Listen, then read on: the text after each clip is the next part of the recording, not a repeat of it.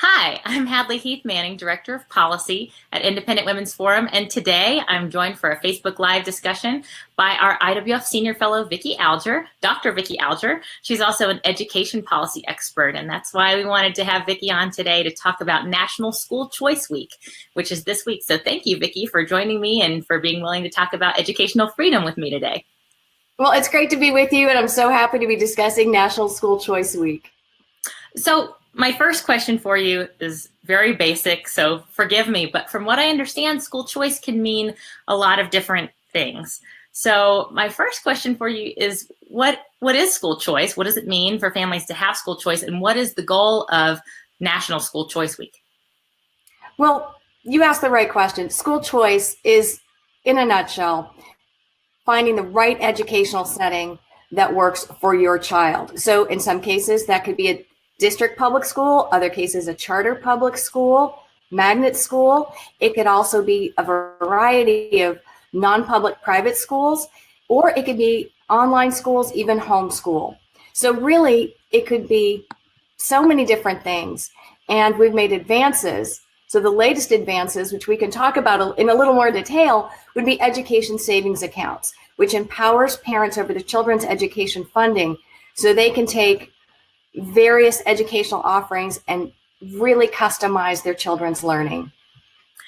Neat. So I think I understand the basic concept that parents and students should be in charge of where they go to school or how their children receive their education. And I think that's a nice idea. I think generally people like the idea of having choice and having the ability to choose which schools to attend. But I want to drill down a little bit on the benefits, because I know a lot of this is a part of the public policy debate over school choice. Is there any evidence that having school choice is good for the quality of education that students receive, or does it save money, or there are other benefits beyond those to students and parents, like benefits to communities or benefits to teachers and people who work in public education?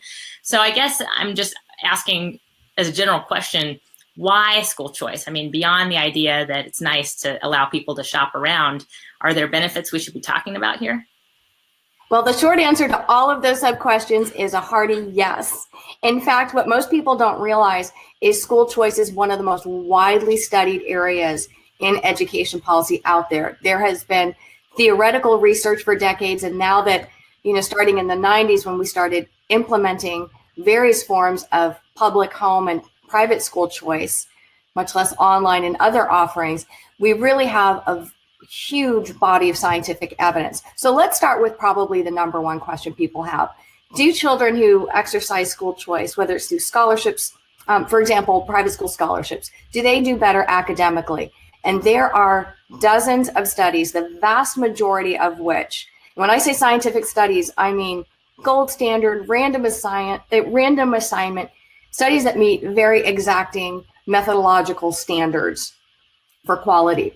What we know is that children, particularly children from disadvantaged situations, children from low-income families, they have higher math and reading achievement gains, higher high school graduation rates, higher college going rates, and importantly, higher college completion rates.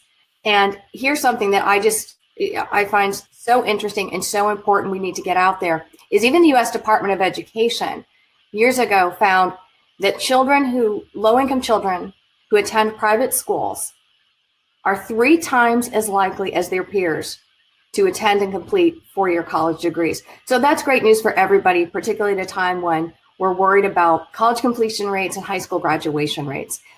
But there are other aspects as well. For example, does school choice save money? Because unfortunately, that's not where our heart goes first, but our heart and our head have to work together. And when state lawmakers are thinking about implementing plans, they're like, well, we'd love to do it, pardon me, but we're worried about the fiscal impact. Here's what we know. Voucher scholarships, which are paid for with public dollars, those scholarships, about a half, they cost about a half to just 2/3 of what it would cost to send a similar child to a public school. So every time we let a child use a scholarship, that frees money that politicians can then send back to public schools. What about tax credit scholarships? You know, when you write a donation to a scholarship organization and you take a credit off your state income taxes. Well, guess what? Even official government evaluations, for example, in Florida, Arizona, other states have found that for every dollar that we take in a tax credit, the state saves between $1.50 up to $3, sometimes even more, depending on the nature of the program. These are huge savings that can be reinvested wherever lawmakers want. And let's not forget this point. I like to remind people, because if people worry that, oh my goodness, we're losing a student from a public school to wherever.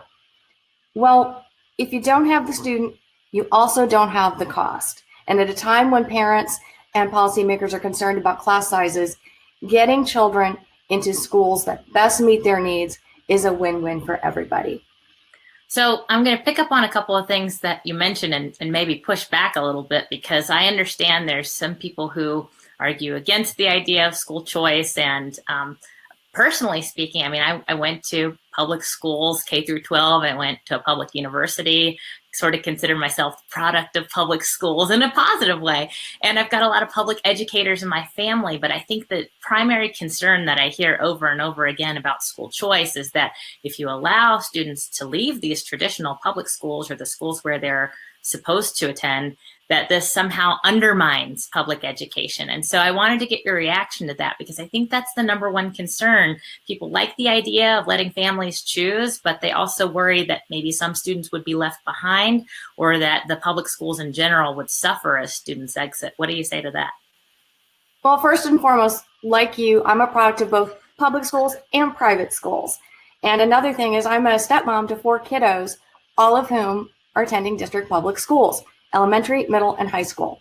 So if allowing school choice were going to hurt public schools, they'd be hurting my children. There's no way I'd go for it. But here's what we know from the empirical evidence. I would urge people to look at my home state of Arizona.